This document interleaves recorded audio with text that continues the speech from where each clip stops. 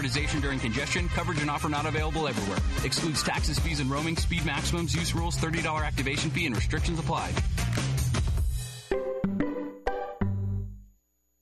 Since 1946, Murphy's Builder Supply has been serving the folks of Jessup, Wayne, and surrounding counties with quality products and knowledgeable service. Matter of fact, they feel they sell service first to make sure you get exactly what you need for your home improvement projects. And with each employee at Murphy's being there for 10 years or more, you know you're talking with someone with the experience to help you with building supplies, tools, paint, and all the things you need from a full-service hardware store. The best choice in home improvement is Murphy's Builder Supply, 156 Northeast Broad Street, Jessup. 8:01 here at the Big Dog WIFO-FM. Time for the world-famous Butch and Bob Show, brought to you by Murphy Builder Supply. Good morning, Bob. Good morning. It's Tuesdays with Blake Tillery. We got Blake on the phone. Blake, how you doing today? Good morning. How are y'all? Doing good. Let's start with the good news. Governor says the latest data shows states that Georgia headed in the right direction. Again, it's been over 2 weeks since he reopened some businesses. Took a lot of heat for it. They said it was going to be a disaster, but so far everything looks good. The governor says that the stats show that we're moving in the right direction. You just want to get your thoughts on the governor's move and how it's playing out so far. Well, I think early on in this pandemic, you and I were talking about the numbers you look at and looking obviously at the total number of COVID cases and how that number never goes down, even when someone recovers, that number doesn't ever decrease. It's just total cases. So the facts and the figures that I was looking mostly at were the total number of hospitalizations, hospital space, and then ventilator space. And I think that now must be what the governor's looking at too, because you see him reporting on that a whole lot more as well. The fact that we've got capacity at our hospitals, that we've got ventilator capacity as well. And again, huge shout out to our region for making incredible changes to move what would be anesthesia ventilators to make them be ready if we had to need them. Luckily, we have not yet, and hopefully will not. But raising our number of our ventilator capacity during this time was pretty big, and I got to give another shout out to Wayne Memorial and the hospitals in our area for pulling that off. Again, the governor also is still encouraging everyone to get tested.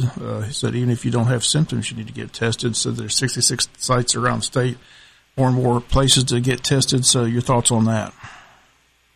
Obviously, that's a big part of being able to do this tracing and figuring out where things are coming from. And you see now there's different types of tests. This antibodies test is interesting to me because it seems to be showing that a lot of us have already had this in our system and maybe never had any type of symptoms ever. So now we have the antibodies in case this were to come back out. I think this may be kind of like the flu where it's a different strain every year, but I need to be careful of not getting too far out over my skis now. I'm a lawyer, not a doctor, so the question better addressed by the Department of Public Health and our medical professionals. And one thing the governor will be announcing today, again, he's going to keep the restrictions on bars and nightclubs closed until further notice, and also renew some safety requirements for other businesses that are scheduled to expire on a Wednesday. So any insight on what those new safety requirements may be?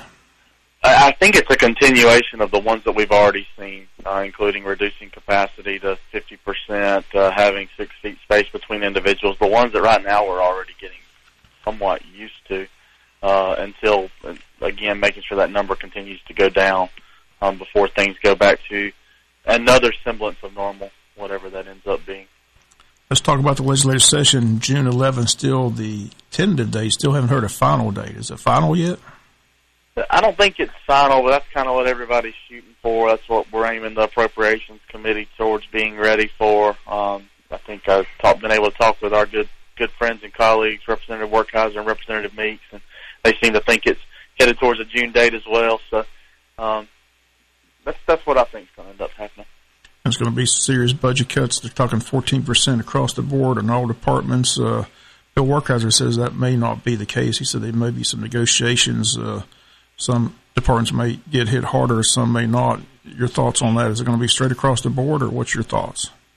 I think it will be as fair and equitable across the board as we can make it. Remember, there's some things that come in with some departments have access to federal funds, and we have to leverage state funds against them. And sometimes it's one state dollar we pay up, and 2 Fed dollars match that back in different funding areas. So you might be a little bit foolish to cut your state dollar there because you're actually cutting $3. You're cutting the 2 federal dollar matches. So there may be some things there that we have to work around just to make sure we're getting the best bang for the buck for the state. The 14% was, again, where we pulled that number from. It's no secret, was looking at all the data total of what was happening with revenues, and then there was a stress test that came out from Moody's, that Moody's released, looking at all 50 states, seeing how they would weather a moderate recession and then a more severe recession. And Georgia survived.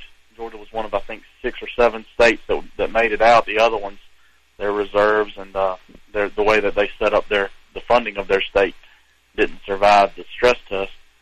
But it looked like we would be reduced somewhere between 12 and 15% for a moderate to severe recession. And that's why we kind of hit that number 14. That and a lot of other factors is why we hit there.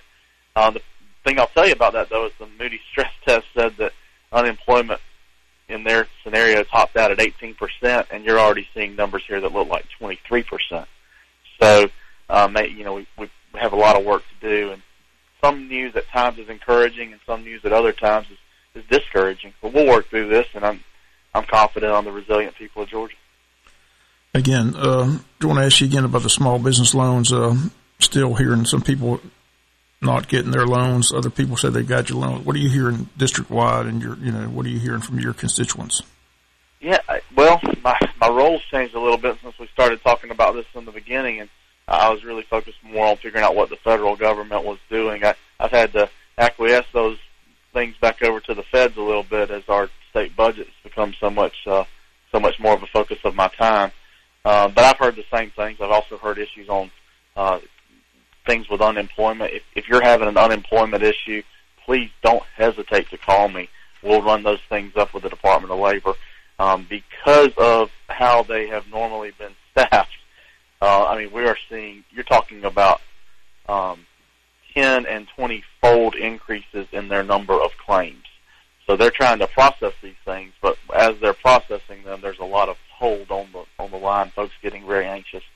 Please don't hesitate to email me at blake.tillery@senate.ga.gov or call our office in Atlanta. It routes through to me usually, 404-656-0089. The email is best because I can work on that at 10 or 11 o'clock at night. I'm not going to call you back at 10 or 11 o'clock at night. And that's happening right now. And I know all the Representative Workheiser, Representative Meeks are doing that too, and their staffs, because there are just so many people who have so many questions right now. And I appreciate all the help that they're providing as well. And, Senator, you had an open letter that you sent that we got via email about the census and the return rate for our counties in the district. What are you seeing now on that? Yeah, that number's changed just a little bit. Wayne did well for our area, but again, we were lower than the state average. Just remind folks of how important that is, particularly right now when we're looking for federal government help with everything from our healthcare centers to our hospitals to even roads and bridges, and then potentially some funding of the local government, or at least some help on the local government area. A lot of that's going to be based on population. So remember, every census ballot turned in, or every census form turned in, is worth roughly about $4,800 per person at times. So please get those forms turned in. Remember, if you are submitting them online, no one's coming to your house to visit you.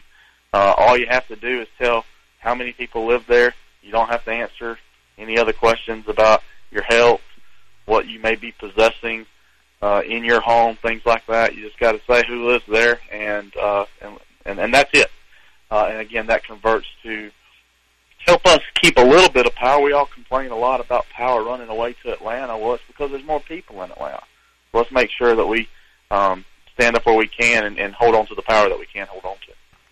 Okay, Blake, again, we appreciate you calling us in here on Tuesdays with Tillery. Again, hopefully look forward to the session getting underway in June. And, again, tough decisions going to be made about that budget, so that'll be fun to watch, see how it all plays out. You're going to be a big part of that. You're hearing from your constituents. constantly, or how's that going? Honestly, I'll have to say that I've been very, very proud of everyone total. They realize that it's going to be a mess, and everyone being willing to pull together. And that happens in times of crisis. We've seen it many times in our country. And, again, it makes you proud of the human race, and it makes you proud of the people of Georgia particularly. Okay, Blake, always good to talk to you again. Stay safe, and we'll talk to you next Tuesday. Thanks, guys. Have a good morning. Okay, we'll be back with our other guests right after this word from our sponsor. After this commercial message, we'll be back with our second guest. Drive forward, straight to Woody Folsom Chrysler Dodge Jeep Ram, where we treat your family like our family. 19 Ram 2500 and 3500 heavy-duty pickups are now rolling out of here at employee pricing and no monthly payments for 90 days. Heavy-duty Rams. Better get to Baxley for 0 for 72 on select Cherokee, Grand Cherokee, Renegade, Compass, Journey, and Durango. And no payment for 120 days. Back-to-back Motor Trend Truck of the Year. Select 19 and 20 Ram 1500s have 0% for 72 months. Call, click, or come see us on 341 West, home of the free lifetime powertrain warranty. Hey, now, we'll deliver right to your door. God bless you big time. We appreciate you. Team Ram 2500 and 3500 heavy-duty pickups are now rolling out of here at employee pricing and no monthly payments for 90 days. Drive forward. Better get to Baxley for employee pricing and then some. All offers based on Chrysler Capital Financing. Some restrictions apply. See dealer for details. Woody Folsom Chrysler Dodge Jeep Ram. Since 1946, Murphy's Builder Supply has been serving the folks of Jessup, Wayne, and surrounding counties with quality products and knowledgeable service. Matter of fact, they feel they sell service first to make sure you get exactly what you need for your home improvement projects. And with each employee at Murphy's being there for 10 years or more, you know you're talking with someone with the experience to help you with building supplies, tools, paint, and all the things you need from a full-service hardware store. The best choice in home improvement is Murphy's Builder Supply, 156 Northeast Broad Street, Jessup. Welcome back. Second guest on the World Famous Butch and Bob Show here on a Tuesday is Mayor of Scriven, Georgia, Jason Weaver. Again, we got this press release last week about the Independence Day celebration being canceled due to the COVID-19 and worried about crowds during the time of social distancing. But again, you said you're going to take that money and put it into the Christmas in the Park. So give us the details how all this decision played out. Well, as everyone knows what's going on in the United States and really across the world now, our council met and we discussed it during our council meeting and felt like this was the safest thing for 2020 to do. Yeah, it's a little early and we haven't taken. The support's been great since we made the announcement. There's been a few questions, and most of those are, why so early? And, just one reason to explain that is a lot of people don't know that these fireworks come from China. So we have to get that order in now to have them here by July the 4th. So that's why a decision had to be made, and we felt we could shoot the fireworks, no problem. And do away with the festival. But how will we control a crowd, keeping them 6 foot apart? We didn't know what direction we'd be heading by July the 4th. And now, after seeing GHSA look at July 6th, the school system looking at July 18th, I feel a lot better about that decision. Last night, St. Augustine, which shoots possibly the world's biggest show at 4th of July, canceled theirs. So I don't feel quite as... I got some sleep last night, let's put it that way. But fireworks actually come from China? Yes, sir. They don't make fireworks in the USA? I don't know, So is it an anti-China thing, or is it just... No. But as you said, they're going to focus the funds to the Christmas in the Park. That's slated for December 12th. So what day is that on? That's on a Saturday. Due to this, we usually do that thing on Thursday night. But due to this situation, we decided to move it to a Saturday. It'll run possibly a half a day into the evening. For this year, we're going to bring back the Scriven Christmas Parade that afternoon. And when that parade ends, it'll end over at the park. Right now, we're in talks about Christmas in the Park being over at the ball field at Grace Community, just due to the community has supported this thing so great that our crowds are getting bigger, and we feel like this year if we put a little Christmas festival involved with it, we'll be able to do more for the children. We got the inside of the ball field fenced in, so we got safety. Lighting was an issue on the kids' bounce houses and all last year. Well, now we can just flip the switch on the ball field lights, and they're all lit up, and the horse will be able to go around. We call it a triangle: Bill Royal, Wasden, and Whitaker. It might work a lot better. It won't be on Main Street, but it will probably work a lot better. They're going to bring back the snow like they did last year. Yeah, we'll have snow. We're looking at a little bit more extravagant deal with the snow this year, and we're looking at some other things to take the place. We want to make this special because we are missing our Independence Day celebration this year. Okay, so no July 4th celebration, but again, Christmas in the Park slate for December 12th. So what else is going on in the city of Scriven that we need to know about? Man, we just living a dream over there every day, everything's good. Been working real hard with this COVID stuff. I'm proud of our area and proud of our people, and it's been an adventure, I can tell you. Again, what else we need to know? Like I said, about the December 12th, anything other than that? So the parade's coming back? We'll have a parade that afternoon. We haven't slated the time. It'll either be 3:30 or 4. It's according on what time we want to start the festival over there, because we figured a parade will go about 30 minutes. We want the community to get involved. The reason the parade went away was because of lack of participation. And I feel like that we'll be able to get I feel like we'll have some participation. And the community hasn't never let us down, so I don't see them doing that this time. Okay, Luke. You've just joined us, Mayor of Scriven, Jason Weaver, in with us. Anything else we need to know? Like I said, nothing else going except for living the dream. No news in Scriven? Yeah, no. Just working hard. As we've talked several times, back early March, I got appointed on to Governor Kemp's advisement committee for the COVID-19, and that has been an adventure in itself. Nobody ever dreamed anything like this would take place. There's 22 of us on the state level, and leaders from all across the state, and we have been able to do some great things. He told us from the beginning that he had a plan, and if for us to support his plan, and we supported his plan, and I've been called names, and I've been called good names and bad names and all kind of names for things happening, right here. And there's some things I don't understand, even being a part of. I mean, like me and you talk about, Bob, you can go here, but you can't go to an outside ball game. I mean, I don't, I think the travel in is the issue there. But here's the thing. We put our trust in our governor when we elected him, and right now he's showing exactly what he said.